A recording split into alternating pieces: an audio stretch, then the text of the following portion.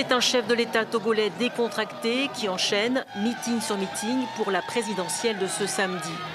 Les nombreuses manifestations de 2017 qui ont fait trembler le régime ne sont plus une menace pour lui. Et l'ultime tentative de l'ancien chef de file de l'opposition de faire barrage par la voie juridique à son 4e mandat est un échec. Celui qu'on voulait déloger est toujours là. Aucun groupe d'individus ne peut vouloir changer cela par la force. Nous devons plutôt dire que nous sommes sur la voie du progrès et que ces questions politiques ne peuvent pas nous occuper pendant 20 ans. Les compteurs ont été remis à zéro pour le chef de l'État.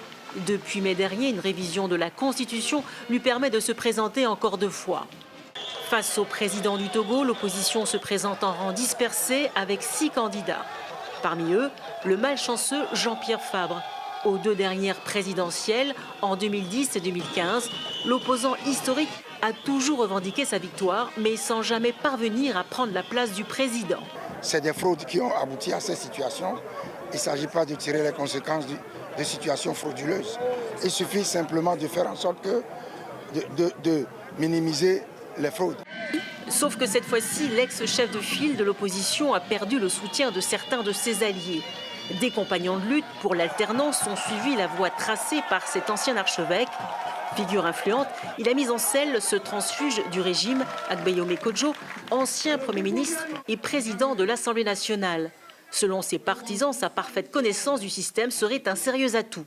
Ce qui est sûr, la victoire sera si ample que en fait, donc, ceux qui ont l'habitude de traficoter les résultats et les suffrages n'auront aucune chance, en tout cas, de répéter le même exercice, en tout cas sans rencontrer la résistance du mot du peuple.